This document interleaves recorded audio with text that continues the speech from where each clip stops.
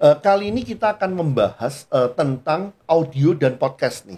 Peralatan apa yang diperlukan, kita akan mendemokan perbedaan beberapa tipe mic, dan terakhir juga kenapa podcast dalam proses pembelajaran. Stay tune.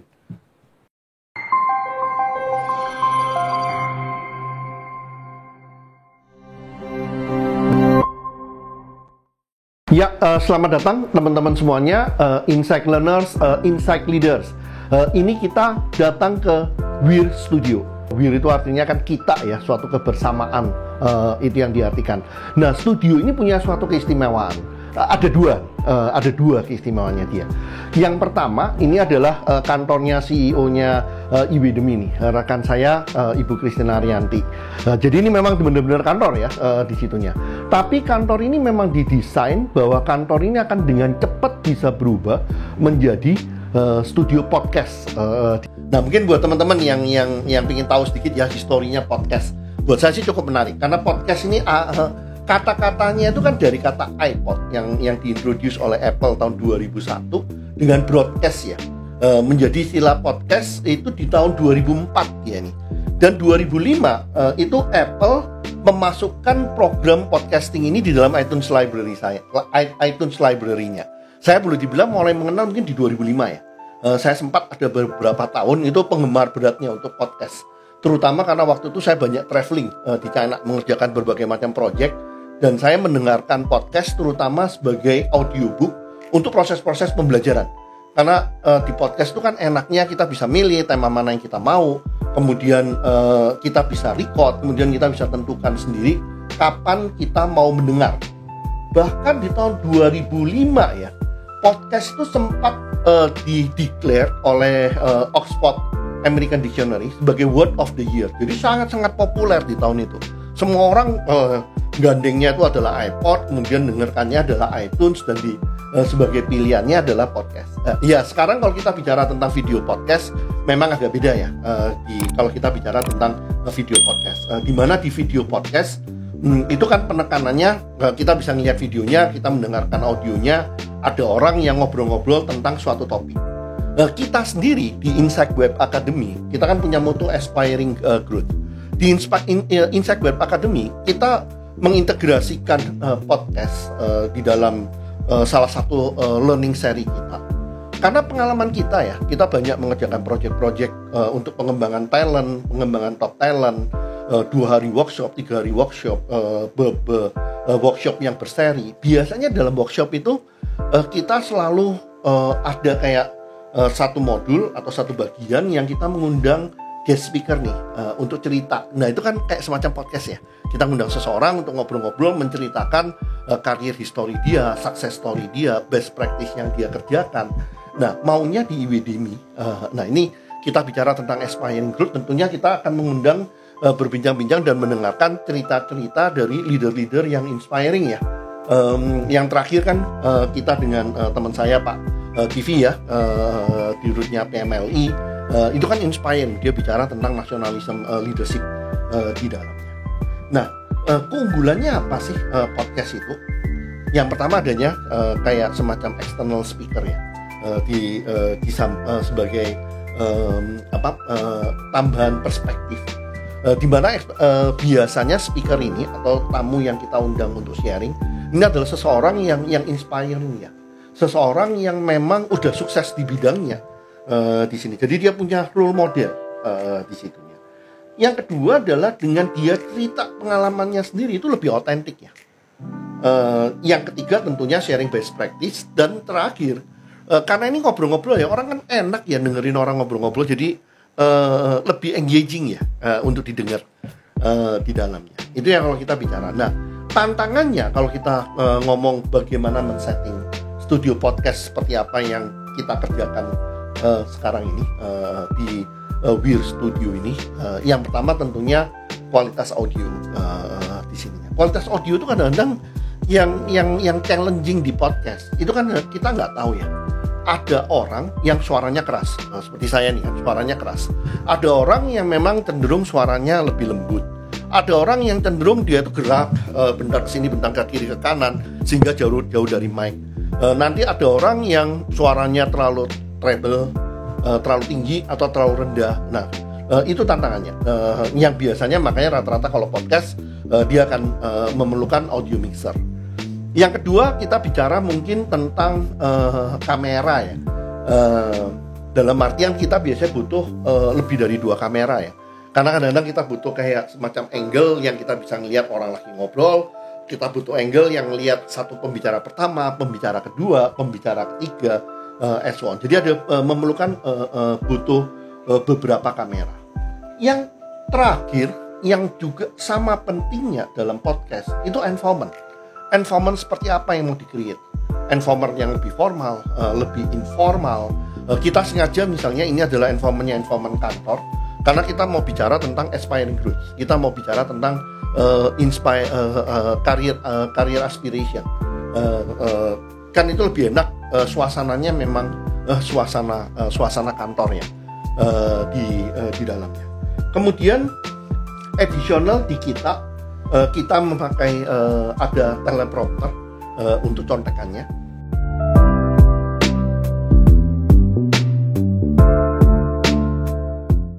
Salah satu elemen yang paling penting ya kalau kita bicara tentang pembelajaran secara digital itu sebenarnya adalah audio loh. Bahkan audio itu dalam beberapa hal mungkin lebih penting daripada visual ya.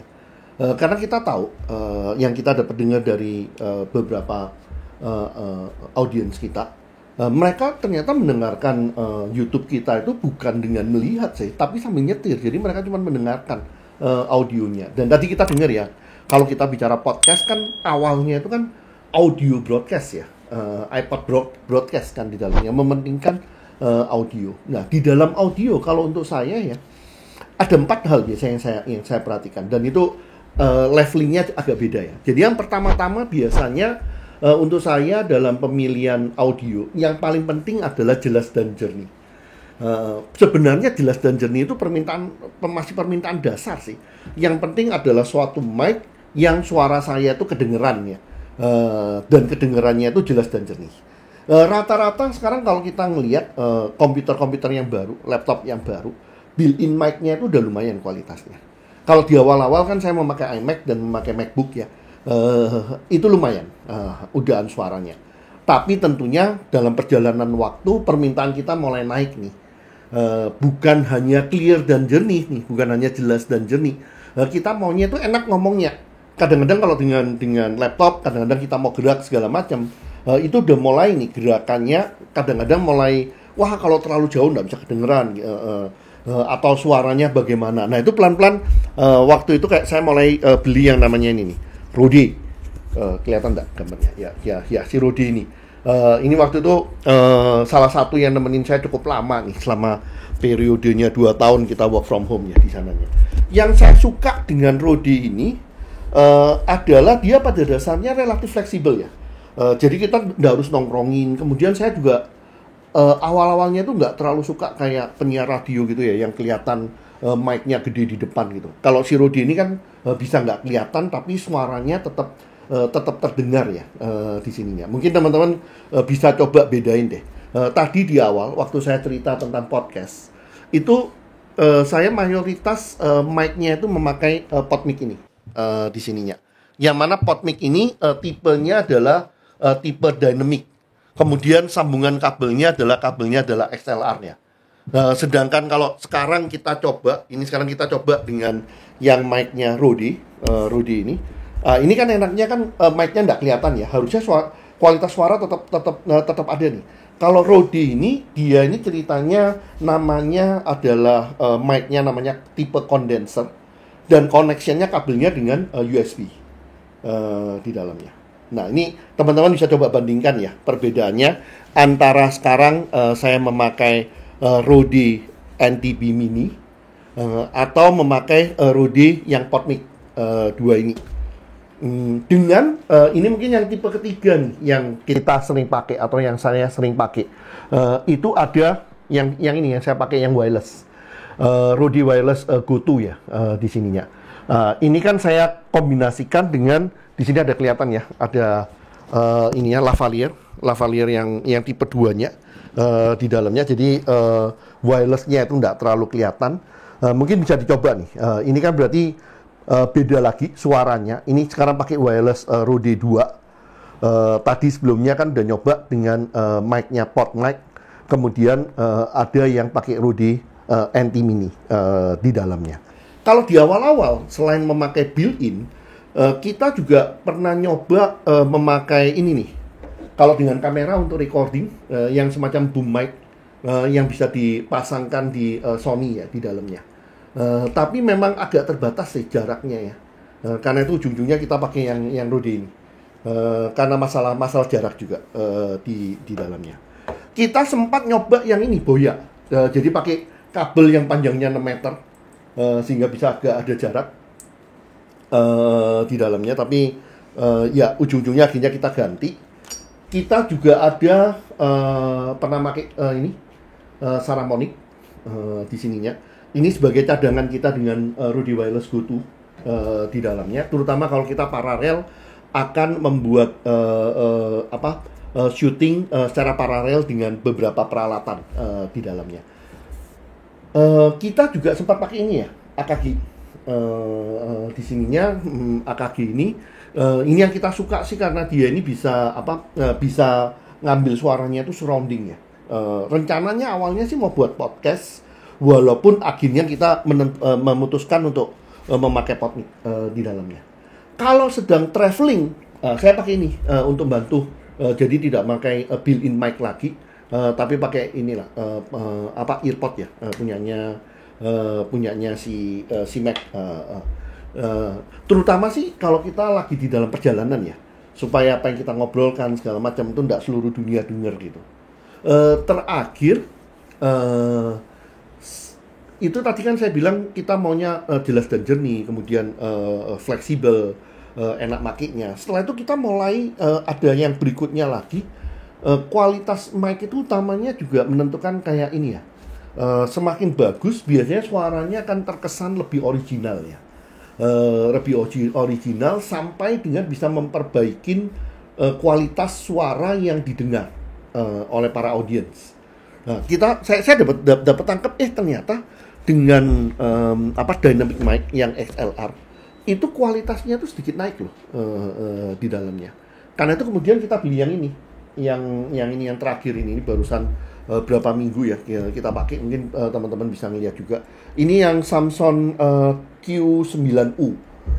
Kalau yang mic yang ini kelebihan utamanya dia ini dynamic mic. Jadi saya pelan-pelan juga tidak terlalu masalah bahwa ada kelihatan mic di muka setelah mulai terbiasa main YouTube. Yang penting adalah kualitas suaranya lebih bagus. Kemudian dia ini dual function nih, bisa USB, bisa XLR ya. Mungkin tambahan nih, tadi kita berapa kali bicara tentang dynamic, kemudian condenser. Apa sih bedanya? Dynamic mic itu lebih tidak sensitif. Jadi dia harus dekat dengan kita supaya kualitas suaranya ini bagus. Suara lebih realistis dan natural. Kebanyakan yang namanya dynamic mic itu kabelnya pakai XLR. Kalau udah pakai XLR berarti kita akan butuh tambahan interface atau kurang lebih kayak kita butuh audio mixer ya. Sedangkan kalau tipe condenser, ini ada tadi saya bilang yang Rode ini atau yang AKG ini ya, ini juga condenser. Kebanyakan USB mic itu adalah condenser mic. Dia bergema kalau tanpa peredam suara. Cocok untuk recording musik. Lebih sensitif nangkep tipe-tipe suaranya. Kebanyakan USB, tapi ada juga yang XLR nih di sini ya. Nah, kalau XLR itu kelebihannya apa? Dia utamanya kan dia biasanya kualitasnya lebih high-tech ya di sininya, dan dia bisa nyambung kepada mixer. Nah, tadi yang saya bilang kan, yang pertama kita maunya kelas jelas dan jernih. Yang kedua ya sesuai dengan selera kita lah, penampilan kita mau kelihatan mau enggak, seberapa bebas kita maunya antara tempat mic dengan tempatnya kita duduk, caranya kita bergerak. Yang ketiga adalah seberapa mirip dengan suara original kita. Nah, yang keempat ini yang kemudian saya mulai belajar nih, memakai mixer. Nah, ini yang sekarang oleh tim saya ya di sananya. Dimana kalau mixer itu buat saya kayaknya permainan ini loh. Bagaimana audio bisa bantu kita dalam proses pembelajaran untuk meng-create suatu atmosfer yang cocok nih, sampai dengan bisa mengenergize, memotivasi, membuat orang lebih pay attention. Itu hal yang bisa dibantu oleh si mixer ini. Yang pertama ya, mixer ini bisa bantu untuk kalau kita surrounding kita misalnya ada suara AC, suara-suara tetangga, dia kan ada kayak semacam noise suppressor ya. Dengan itu kan bisa mengurangi noise yang berada di sekitar kita ya. Yang kedua juga dia bisa bantu kayak misalnya kalau suara kita itu terlalu ngebas, bisa bassnya dikurangin. Suara kita itu terlalu tinggi, bisa dikoreksi. Sehingga membuat suara kita itu lebih asli atau lebih fungsional seperti yang kita mau create gitu. Termasuk dia ada juga kayak semacam permainan-permainan ya, pitch misalnya. Memodifikasi supaya suara kita itu tidak langsung dikenali siapa kita misalnya. Kemudian mau main-main kayak semacam ini ya, sound effect ya. Misalnya tepuk tangan, sekarang coba nih tepuk tangan. Misalnya ada suara sirene, ngingong, suara sensor. Nah itu yang kita ngomong sound effect-nya. Dan terakhir background musik. Mungkin teman-teman nggak tahu, ngelihat nggak, merasakan nggak bedanya. Sewaktu saya cerita tentang podcast, itu ada background musik kan. Sekarang waktu saya bicara tentang audio ini kan kita nggak pakai background musiknya. Ada bedanya nggak? Secara emosional, secara atmosfernya, lebih enak yang mana? Mungkin kalau boleh ditulis sedikit komentarnya di sananya. Oke, jadi itu tadi yang coba kita gambarkan. Jadi kita coba memperkenalkan studio kita yang ketiga, Studio Wir, yang mana itu adalah kantor yang bisa dimodifikasi atau dikonvert menjadi iPad Studio dengan sangat mudah. Kemudian kita bicara tentang kenapa podcast dalam suatu platform learning, aspiring growth, kenapa memakai metode podcast. Kemudian apa yang perlu diperhatikan kalau membuat podcast yang berkualitas. Dan terakhir, secara umum kalau kita bicara tentang konsep kita Sinadi, digital trainer, bagaimana mengajar secara digital, audio itu penting dan ada beberapa pengalaman yang kita udah kumpulkan selama beberapa tahun ini. Mana audio favoritnya, kenapa kita memakai tipe-tipe daripada mic. Semoga ini membantu keputusan teman-teman kalau teman-teman mulai berniat untuk membuat podcast ataupun mulai dengan mengajar secara digital dengan lebih serius. Terima kasih.